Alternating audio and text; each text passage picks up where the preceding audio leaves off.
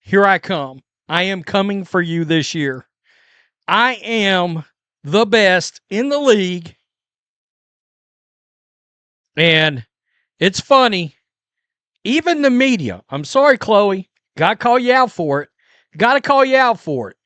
And I like Chloe Peterson. I do, but hold on. Let's start here. Breaking TV records again. All 44 games are on national TV. The Indiana Fever made history with their 2026 television schedule, with all 44 games set to air on national networks, the most nationally televised games in franchise history and the most for any single WNBA team. The schedule spans multiple platforms including Peacock, Prime Video, and ION, which is available as a free broadcast channel through over-the-air antenna, YouTube TV, and the Roku channel. For fans, the practical upside is that a League Pass subscription is no longer necessary to follow the team. The announcement came alongside a wave of discussion about Caitlin Clark's role in the offense this season. National TV games in franchise history. Most national TV games for a single WNBA team. All 44 national TV games. Once again, Indiana Fever. What is with this graphic? Put Caitlin Clark in the front. I mean, this is exactly how I'm going to tell you right now. Clark addressed the topic directly during a training camp media session, and her comments have drawn varying interpretations. The core of what she said was straightforward. While she considers herself the best transition player in the league and described transition as where her game truly thrives, she acknowledged that bringing the ball up the full 94 feet against pressure on every single possession is physically draining.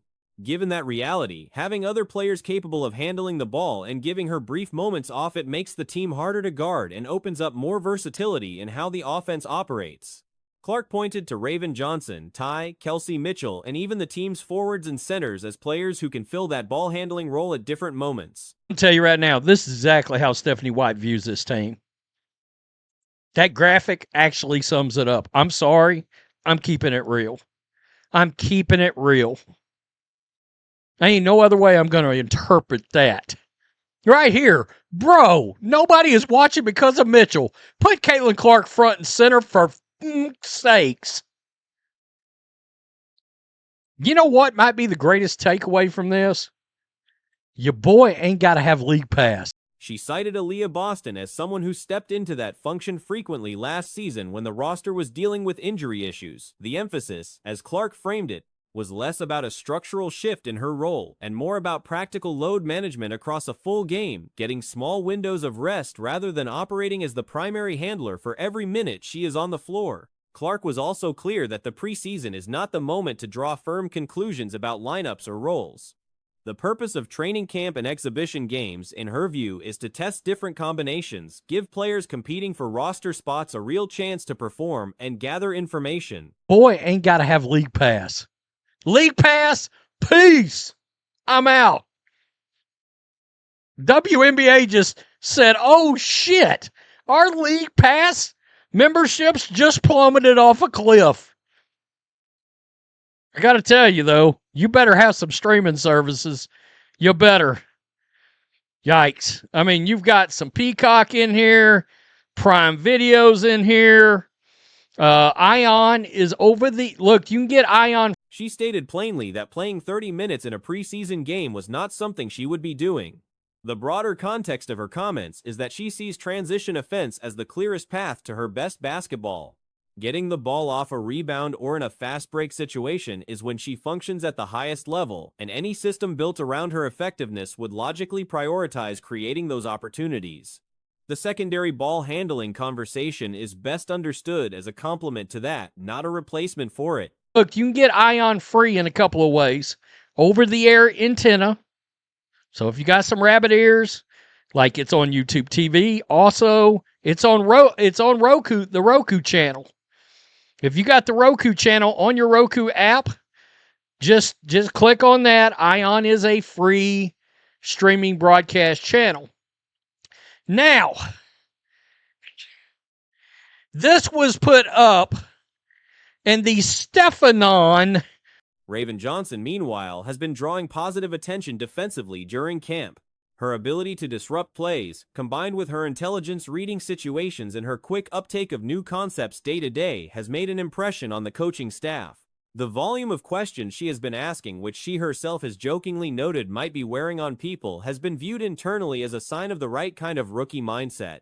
Head coach Stephanie White and the staff have maintained that their defensive identity this season will be built around aggression and disruption, with the goal of setting that standard from the very first days of camp and calibrating from there as needed. The Stephanon conspiracy theorists immediately pointed. See there? She had said. Not so fast, my friends. You don't get to do that. Caitlin Clark playing off ball. That is not the headline here. Sorry. That is not the headline. I'm going to play you the full clip with the context, all of it. At least in the short term, Cheyenne Sellers' WNBA career appears to be finished. The Dallas Wings released her before a single preseason game was played, and remarkably, this is the second consecutive year that's happened. Across 2 full seasons, Sellers has accumulated a grand total of 5 minutes of preseason basketball, that coming with the Atlanta Dream, where she couldn't beat out players like Sydney Colson for a roster spot. Play you the full clip with the context, all of it. It is exhausting bringing the ball up the floor 94 feet versus pressure every single time. So we certainly need to find someone who can handle the ball. I think Raven and Ty and even other people through camp have done a great job. Let me translate this for you. It's funny. There's one dude on Twitter that's kind of obsessed, Twitter X, about tagging me and going, the reason this stings is because of what she was projected to be. Coming out of Maryland, Sellers was a legitimate top 5 conversation player in the 2025 draft. She had back-to-back strong seasons, 15.6 points per game, then 14.4 shooting around 50% from the field, 40% from 3, and nearly 90% from the free throw line. Me and going, you're gonna eat crow. Eat a... No, see, almost did it.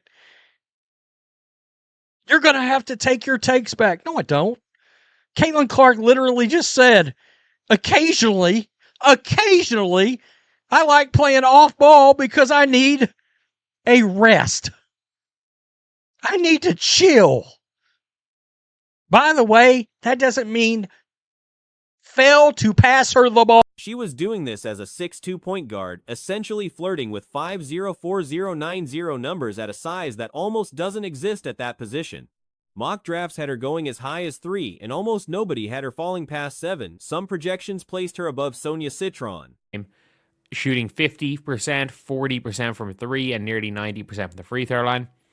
And she was not far off 50, 40, 90, while being a 6'2" point guard.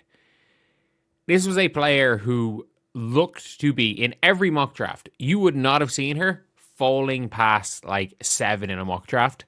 And she was predicted as high as 3. There were mock drafts that had her above Sonia Citron coming into the WNBA draft. She fell to 17. So, in her last couple of games in college, she went 17th. The visible warning sign was the massive knee brace she was wearing in her final college games. Even through it, she still looked capable. Couple of games in college, she was playing with a massive knee brace. Like a massive, massive knee brace. And she still looked okay. Like if you look at Cheyenne Sellers' game log, she was unbelievable against Alabama. This was the game where like she got killed. Like they only lost South Carolina by 4. She didn't have a great game against South Carolina, but she was unbelievable against Alabama. This was the Sarah Ashley Barker game. Well, she was great. She was great in this game. Her stat line in the stretch run was impressive. Big numbers against Alabama in a game that helped Maryland nearly knock off South Carolina by just 4 points. Strong performances against Iowa, 26 points against a USC squad that featured Juju Watkins. Then came Michigan in the tournament, and she was terrible. That's when the questions really started. She was great in this game and was a big, big factor in the winning. But still, again, like they do lose to South Carolina in a very close game in the third or in the so Sweet 16. And if you're looking up to it, other than like the last game of the year against Michigan, 21, 25, 12, 18, 23, 15. Did they beat Iowa that year? Yeah, they beat Iowa. She had 17. They only lost the US.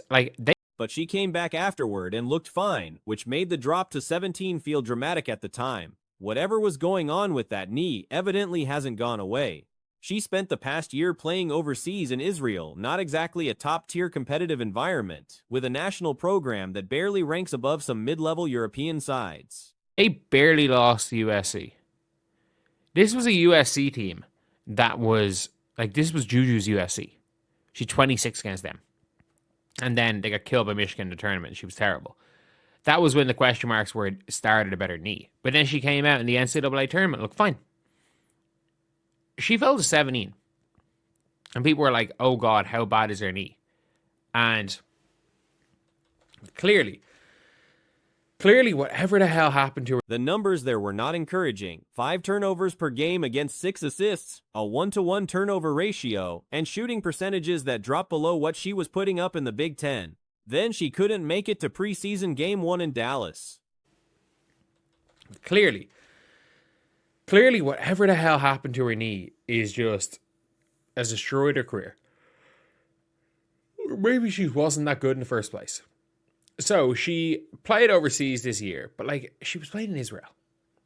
Not the highest level. A country whose national team is barely better than Ireland.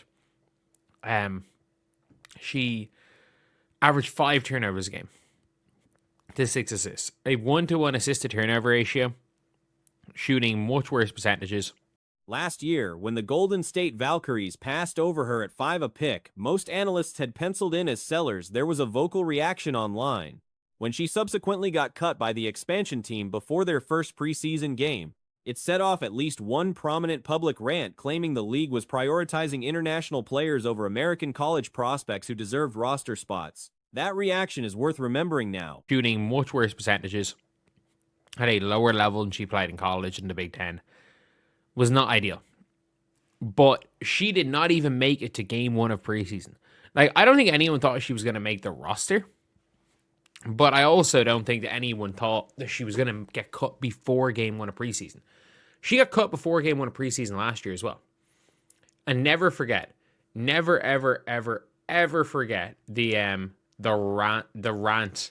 I can't remember what there was some Looking back at where she sat in pre-draft evaluations, Bleacher Report had her going 6th in a January 2025 Mach 1 spot behind Malonga, behind Citron, Kiki, and Olivia Miles.